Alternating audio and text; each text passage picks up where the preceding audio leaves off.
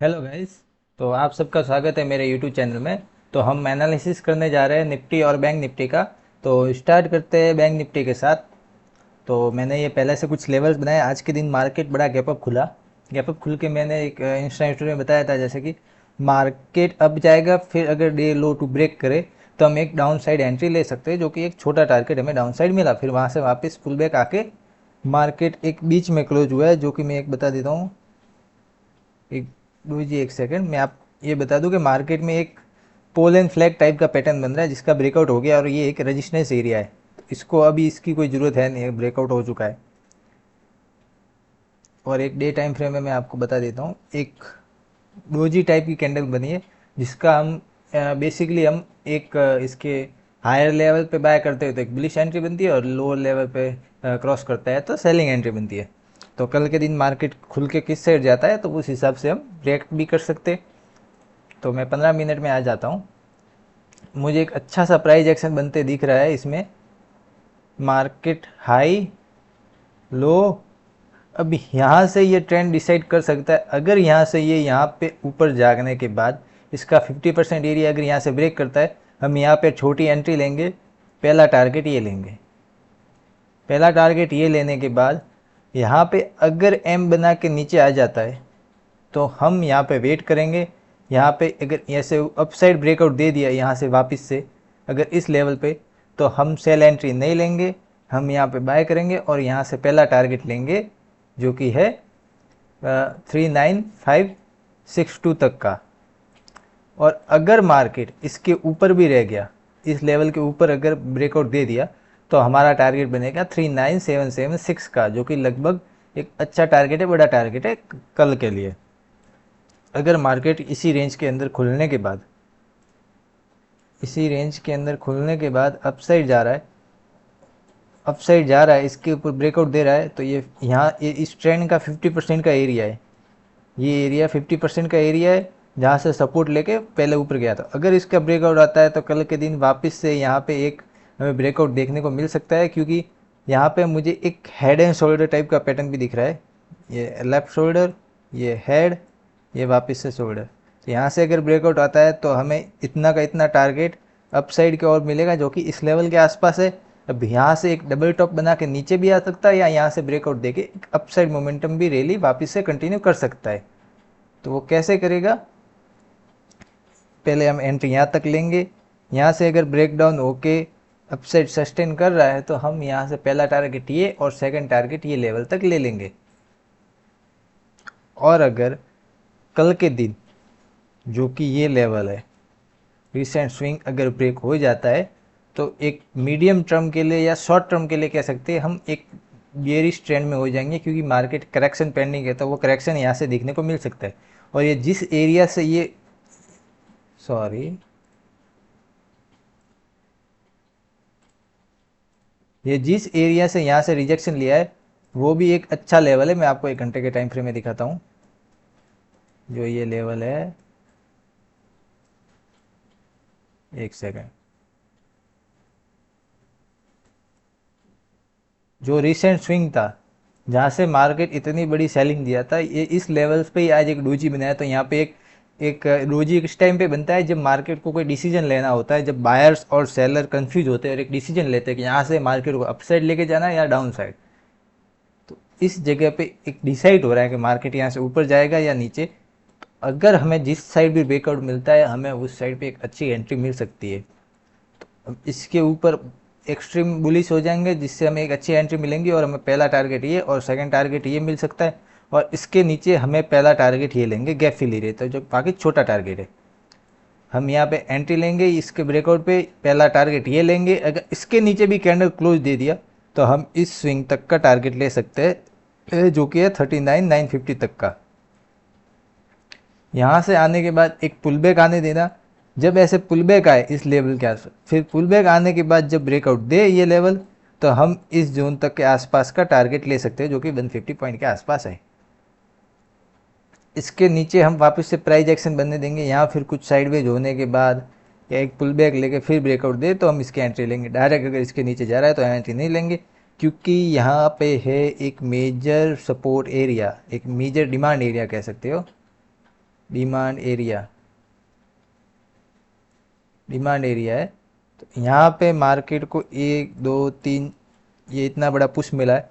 तो यहाँ पे आने के बाद मार्केट डायरेक्ट इसको ब्रेक कर रहा है तो ये वैलिड नहीं माना जाएगा, फेक ब्रेकआउट होके लिक्विडिटी लेके वापस से आ जा सकता है।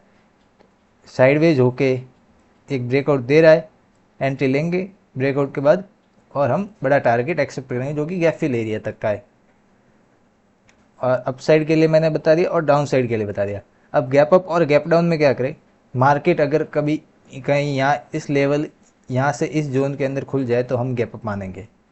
ये जोन गैप अप का है, ये जोन साइडवेज का है और ये जोन यहाँ से लेके यहाँ तक गैप डाउन का है। तो अगर मार्केट इस एरिया के आसपास यहाँ कहीं खुल जाए तो ये गैप अप नहीं कहलाएगा, यहाँ से इतना मोमेंटम ये देगा।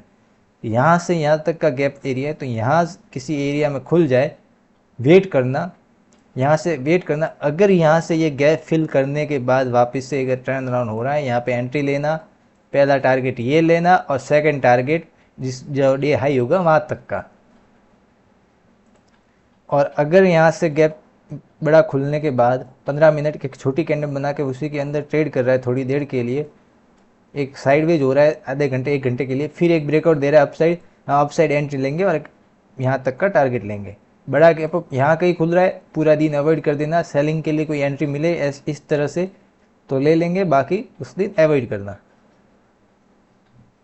और गैप डाउन के लिए अगर यहाँ कहीं खुल जाता है, जैसे यहाँ से यहाँ कहीं खुल जाता है मार्केट, तो यहाँ खुलने के बाद एक मोमेंटम देखना। अगर यहाँ से एक पुल बैक आ रहा है और पुल बैक आने के बाद यहाँ अगर इस एरिया से ही वापस से टर्न अराउंड हो रहा है, हम यहाँ पे एंट्री ले सकते हैं और पहला टारगेट डे लो तक का लेंगे। अगर इसके नीचे आता है तो सेकंड टारगेट ये और थर्ड टारगेट ये लेंगे, क्योंकि मार्केट यहाँ से सेलिंग प्रेशर में अच्छा एक मोमेंटम देख सकता है और एक प्राइस एक्शन बन जाएगा, जो कि किस तरह से बनेगा मैं आपको दिखा देता हूँ।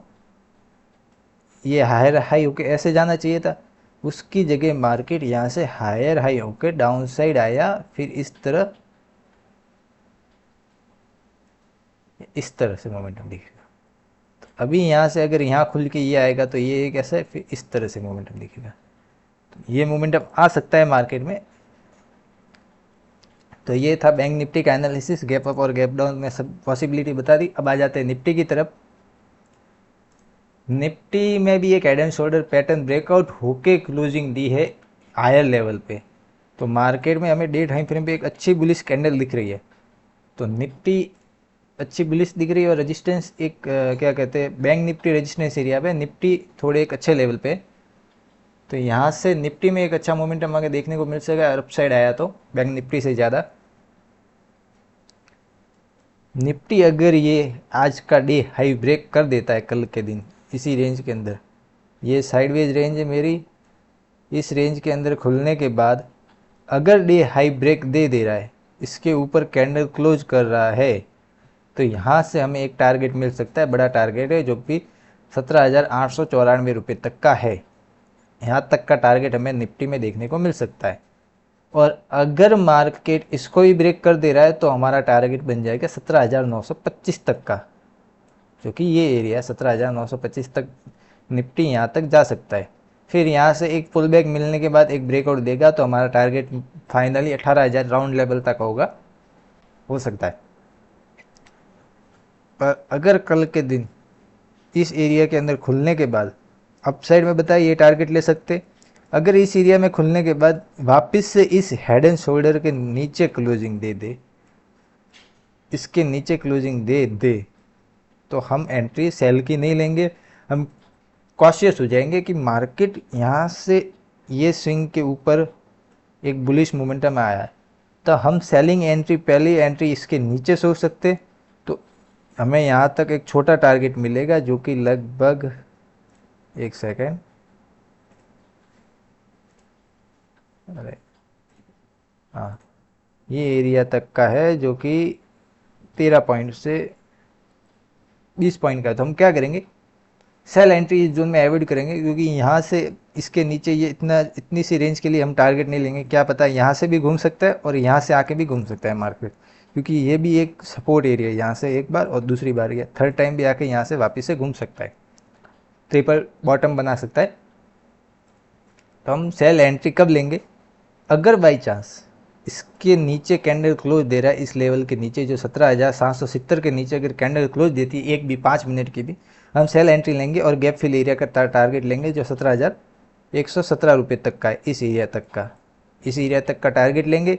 अगर इसके भी नीचे आ रहा है तो हम इसके नीचे भी टारगेट लेंगे जो कि लगभग है ये एरिया का, इस स्विंग तक का टारगेट ले सकते हैं।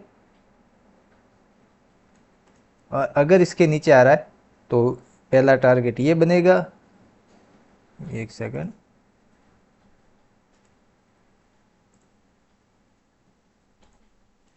ये 2-3 टारगेट हम नीचे के साइड में बता दे रहा हूँ अगर आए तो। और अपसाइड के लिए मैंने बता दिया आपको ये टारगेट और 18,000 का राउंड लेवल। बड़ा गैप अप और गैप डाउन में क्या करना है, अगर बड़ा गैप डाउन खुल जाए, अगर इस लेवल के आसपास खुल जाए मार्केट, यहाँ कहीं खुलने के बाद अगर 15 मिनट की कैंडल यहाँ सस्टेन करे, डायरेक्ट अगर 15 मिनट ऐसे आ रहा है तो आप स्टॉप लॉस जगने की जगह नहीं होगी। अगर यहाँ पे खुलने के बाद हमें एक छोटा स्टॉप लॉस मिलता है और यहाँ से ब्रेकआउट दे रहा है इस तरह से, बेसिकली यहाँ खुला, यहाँ कहीं खुलने के बाद एक थोड़ा पुल बैक देके फिर जब एक ब्रेकआउट देगा तो हम एक स्विंग के ऊपर का एसएल रखने के बाद यहाँ तक का टारगेट ले लेंगे। क्योंकि डायरेक्ट ब्रेक कर रहा है तो हम डायरेक्ट एसएल रखने की जगह नहीं मिलेगी, तो हम डायरेक्ट एंट्री नहीं लेंगे, क्योंकि एक पुल बैक का वेट करेंगे, पुल बैक आने के बाद हम एंट्री लेंगे छोटा स्टॉप लॉस के साथ। और बड़ा गैप अप में क्या करेंगे, अगर बड़ा गैप अप खुल गया इस लेवल के आसपास, वेट करेंगे, एंट्री नहीं लेंगे अप साइड की। अगर देखेंगे यहाँ कहीं खुलने के बाद अगर मार्केट यहाँ से वापस से ट्रेंड अराउंड होकर डे लो ब्रेक हो रहा है, छोटी एंट्री एसएल गैप फिल तक का ले सकते। और अगर यहाँ पे साइडवेज हो जा रहा है, अगर अप साइड एंट्री लेनी है गैप अप में, हमें एक भी बात बता देता हूँ, अगर कोई भी एंट्री में गैप अप में लेनी है तो हम वेट करेंगे मार्केट का थोड़ा साइडवेज होने के। अगर मार्केट गैप अप खुल के ऐसे डायरेक्ट मोमेंटम करे, हम एंट्री ले सकते, क्योंकि हमें स्टॉप लॉस रखने की जगह नहीं होगी। ऐसा पॉसिबिलिटी कब होता है कि गैप अप खुल के, जब मार्केट 3-4 दिन से किसी रेंज के अंदर हो, ऐसे 3-4 दिन से रेंज में हो, फिर यहाँ पे गैप अप खुला और यहाँ पे हमें कोई 5 मिनट की या 15 मिनट की बुलिश कैंडल का ब्रेकआउट मिला और उसके ऊपर हम एंट्री ले ली, तो वहाँ पे एक मोमेंटम पेंडिंग होता है। यहाँ से मार्केट ओवर स्ट्रेच हो चुका है। अब मार्केट इस जगह पे है, इस जगह पे है, यहाँ पे खुला, तो यहाँ से हम एक पुल बैक भी आ सकता है इस तरह से, और यहाँ से वापस से सपोर्ट लेके एक ऐसा मोमेंटम कर सकता है, या फिर थोड़ा सा ऐसे जाके ऐसे साइडवेज भी हो सकता है, फिर एक मोमेंटम करेगा। तो हम क्या करेंगे, एक पुल बैक का या एक साइडवेज मोमेंटम का वेट करेंगे, फिर जब आएगा फिर हम एक एंट्री ले सकते हैं बाइंग साइड के लिए गैप अप में। और गैप डाउन में अगर यहाँ कहीं खुल के यहाँ सपोर्ट ले रहा है तो हम वापस से एक अपसाइड मोमेंटम देख सकते हैं, क्योंकि मार्केट बुलिश है। तो ये था निफ्टी और बैंक निफ्टी का एनालिसिस। अगर वीडियो पसंद आए तो वीडियो को लाइक करें, चैनल को सब्सक्राइब कर दे और अपने ट्रेडर जो भी फ्रेंड है उनके साथ शेयर कर दे।